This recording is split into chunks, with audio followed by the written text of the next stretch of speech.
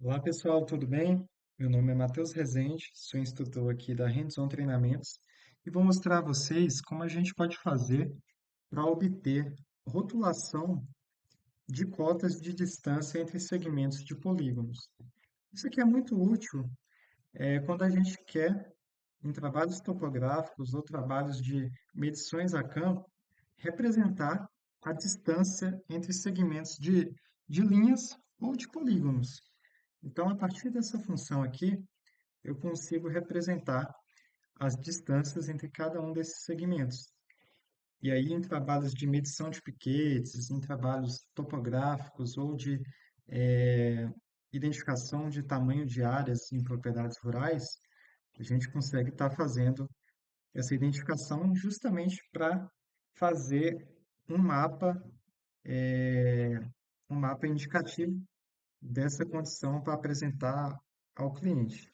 Então, vamos lá, é um processo bem rápido.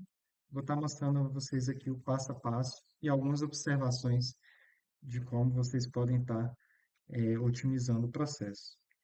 Primeiramente, a gente tem que manter o sistema de coordenadas em unidade métrica. Então, alguns sistemas fazem isso, como por exemplo o Sigas 2000 ou o WGS 84 na versão UTM. E aí, outra coisa que eu peço a atenção de vocês é que vocês observem a região de trabalho de vocês e adequem aqui a zona de trabalho justamente, né, à área onde está delimitada o trabalho. Essa área é delimitada justamente pela essa cruz aqui de cor roxa. Vocês podem estar pesquisando aqui, ó, o Circas 2000, né, na hora que vocês forem olhar, e lembrar de procurar o sistema sem ser esse aqui da versão Chile, é essa daqui, Sigas 2000, UTM, zona, e aí o código da zona. Então, clicar, dá um OK, e aí vai estar definido o sistema de coordenadas. Da mesma forma, a gente vai iniciar aqui criando um polígono, né? Algumas pessoas aí já vão ter um polígono à disposição para testar, mas eu vou mostrar aqui um processo do zero, como seria. Então, quem já tiver o polígono pode utilizar o polígono já pronto. Vou mostrar aqui como vocês poderiam fazer. Polígono área.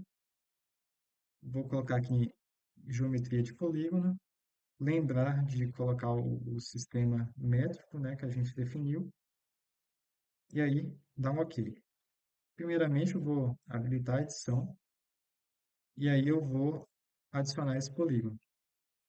Vou fazer o seguinte, eu vou clicar aqui no meio e depois eu vou colocar uma observação do porquê não fazer isso na hora que estiver medindo. Aí a gente vai finalizar aqui, colocar a identificação. Não é necessário, mas eu vou pôr. E aqui a gente vai fechar mais outro. Observação que eu deixo para vocês aqui. Vou habilitar a ferramenta de edição de vértice. E aí vou mostrar para vocês o seguinte. Vocês estão vendo aqui, cada clique esquerdo que a gente faz com o botão esquerdo do mouse, adiciona um vértice. E aí, nesse ponto aqui, foi criado um vértice. Mas como funciona essa função que eu vou mostrar a vocês, né? Ela mede justamente a distância entre vértices que foram criados. Então, essas distâncias que vocês estão vendo aqui é a distância entre os vértices. Por exemplo, se eu estivesse fazendo um contorno de uma área, eu precisasse criar um outro vértice menorzinho aqui, iria representar essa distância. Porém, nesse trecho, como é uma reta, eu não recomendo a vocês que vocês cliquem mais de uma vez para criar o vértice. E aí, se porventura tiver criado, é recomendado excluir. A gente pode estar aqui na ferramenta de vértice e excluir dessa forma aqui. É só apertar um delete, né? Vocês vão clicar no vértice, apertar delete, que apaga. Então, quando for representar uma reta, dê preferência em fazer sem vértices no meio, né? A não ser que realmente vocês queiram representar a distância entre esses dois trechos. Mas, que era só uma observação.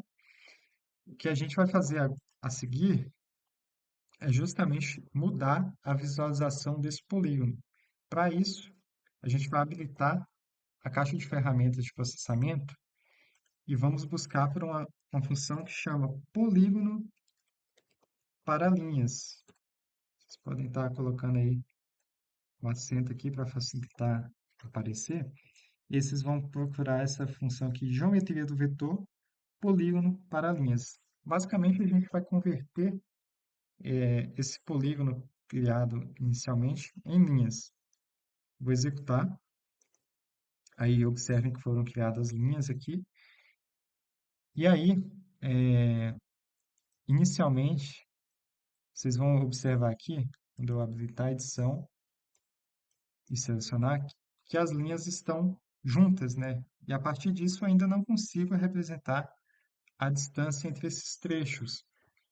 Então, para isso, para que a gente obtenha esse resultado aqui, eu preciso de mais uma função apenas, que seria a de explodir linhas.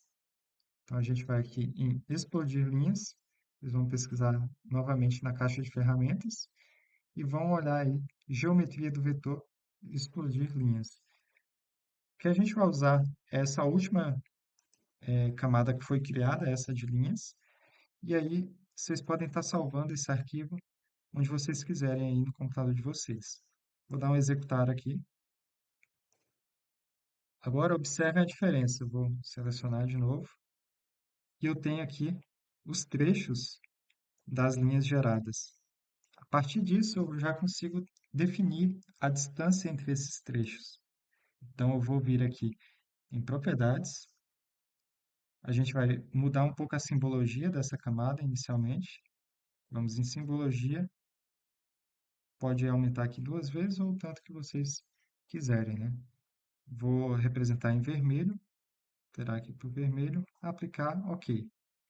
Beleza. Para a gente ter as distâncias, falta apenas duas etapas agora. A primeira seria abrir aqui na tabela de atributos, habilitar a edição e depois a gente vir em calculadora de campo. A partir de calculadora de campo, a gente vai criar um novo campo, o nome distâncias. Vamos colocar o formato número decimal real. Aqui a gente altera o número de casas após a vírgula que vão ser representadas. E aqui eu vou utilizar a função lent. Vocês podem estar selecionando essa opção aqui. Só dá um duplo clique que ela aparece. Vou dar um OK. Observe aí que foi geradas as distâncias entre cada um dos trechos. E agora, para a gente representar aqui, é muito simples. A gente vai vir em propriedades. Vamos voltar agora em rótulos, rótulos individuais. E aí, aqui em valor, a gente vai alterar para distâncias. E aí, aqui em texto, eu vou fazer algumas alterações. Vou colocar tamanho 11, trocar essa cor aqui para um vermelho, vermelho não, para um amarelo. Vou alterar o estilo para negrito. Em buffer, a gente vai adicionar um buffer e vamos colocar a cor preta. Aplicar. Vamos ver se já está aparecendo. Já está aparecendo. Aí, algumas observações que eu deixo aqui para vocês. Em renderização, vocês podem ativar essa função aqui, permitir sobreposições sem penalidade. Isso aqui é para evitar que rótulos, ao aparecerem um sobre o outro, sejam escondidos. Então, para que eles não sejam escondidos, a gente ativa essa função e depois a gente consegue movimentar eles para fazer com que não fique um por cima do outro.